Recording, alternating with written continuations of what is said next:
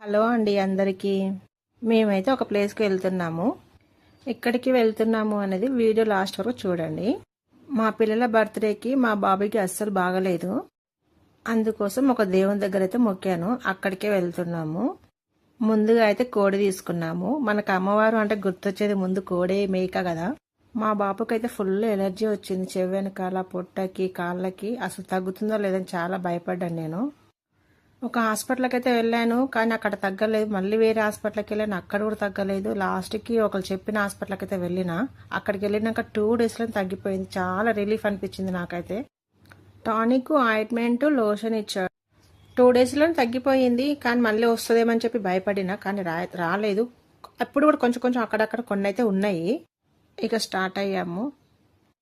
ఇంతకు ముందు కూడా ఒకసారి మొక్కానండి ఇక్కడ. నాకైతే మంచిగా అనిపించింది. అందుకని మళ్ళీ నాకు ఎందుకో బాగా గుర్తొచ్చేసి మా బాబు గురించి కూడా మొక్కిన. మా బాబు కూడా మంచిగా అనిపించింది. మా పాప నేను పట్టుకున్నా. మా బాబునైతే మా వారు ముందర కట్టేసుకొని కూర్చున్నారు.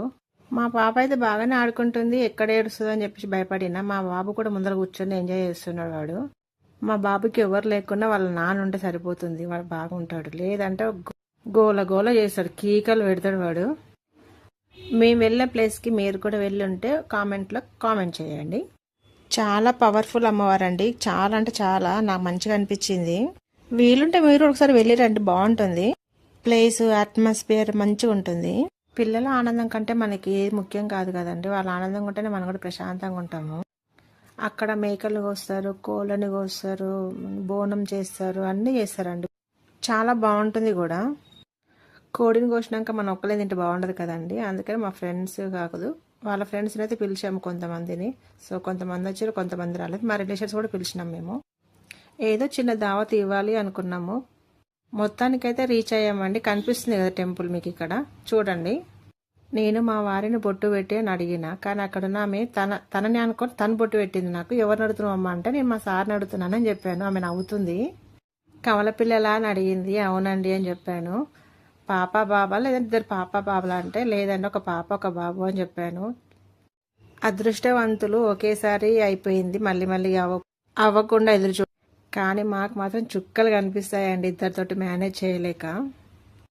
అయినా తప్పదు కదా, మన పిల్లలు మనమే చూసుకోవాలి. ఎవరు చూస్తారండి?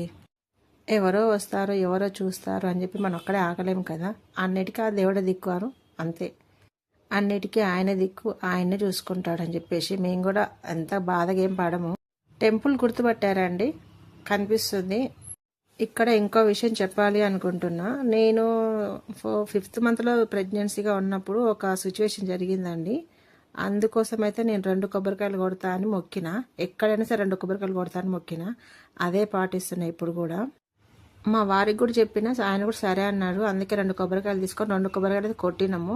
ఇప్పుడు కోడిని తీసుకొని వెళ్తున్నాము కోయడానికి. మా పిల్లల ఎగ్జైట్మెంట్ చూడండి, మంచిగా ఆడుకుంటున్నారు. ఇంతలో మాకు కోడలు కూడా వచ్చింది. మా పిల్లలు అందులో ఏముందా అని ఎగ్జైట్మెంట్గా చూస్తున్నారు. మా వారు చూపిస్తున్నారు. అక్కడ చాలామంది వేరే వాళ్ళు బోనం కూడా చేస్తున్నారు. అది కోడి గురించి చూస్తున్నారు వాళ్ళు. 3 ప్రదర్శనలు చేసినాము. చేసిన తర్వాత కొబ్బరికాయ కొట్టడానికి మా వారైతే వెళ్ళారు, కొడుతున్నారు. అక్కడ 2 కొబ్బరికాయలు తీసుకొని చెప్పి 2 కొబ్బరికాయలు కొడుతున్నారు.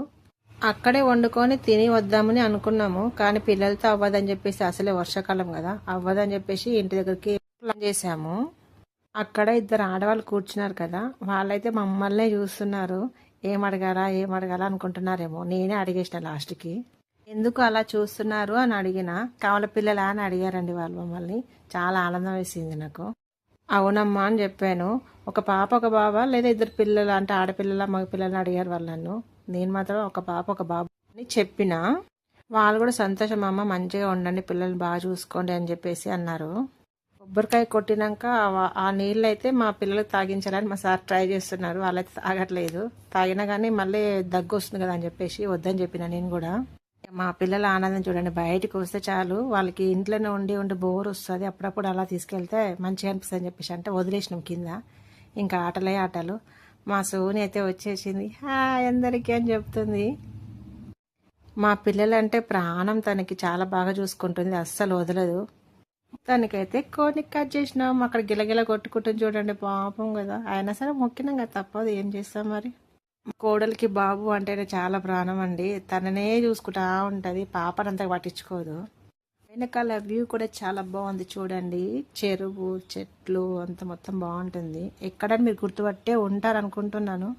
మొత్తానికైతే ఎక్కడ అని చెప్పేసే టైం అయితే వచ్చేసింది. ఇక్కడ కూడా మిగిలింది ఇంటికి వెళ్ళి వండుకొని తినడమే పని. భోజనానికి పిలిచింది 4 ఫ్యామిలీస్ని. కానీ ఎంతమంది వస్తారో, ఎన్ని ఫ్యామిలీస్ వస్తారో చూద్దాము. లాస్ట్లో చెప్తాను కూడా నేను చెప్పాను కదా 2 కొబ్బరికాయలు ఎందుకు కొడుతున్నా అని. అది మళ్ళీ నెక్స్ట్ వీడియోలో చెప్తాను ఎక్కడ ఏమైంది అని చెప్పేసి. అసలు ఎందుకు మొక్కినా అని కూడా చెప్తానండి. మా పిల్లల వీడియో కూడా తీయనియడం లేదండి. మొత్తం రొటేట్ అయిపోయింది వీడియో. ఓకే అండి, అనుకున్నది జరిగింది, అయిపోయింది. కోడిని కోసినాము, రిటర్న్ అయితే ఇంటికి వెళ్తున్నాము. ఇంకేముంది, వర్షం స్టార్ట్ అయ్యింది. మేము ఆటో బుక్ చేసుకొని ఆటోలో వెళ్తున్నాం. మా సార్ అయితే బండి మీద వస్తున్నారు. మొత్తానికైతే రివీల్ చేశాను మేము ఎక్కడ వెళ్ళాము, ఏ టెంపుల్కి వెళ్ళాము అనేది.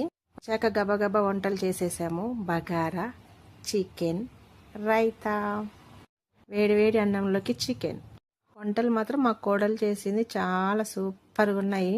మొత్తానికి మేము పిలిచింది 4 ఫ్యామిలీస్ అయితే 2 ఫ్యామిలీస్ వచ్చాయి. Thank you for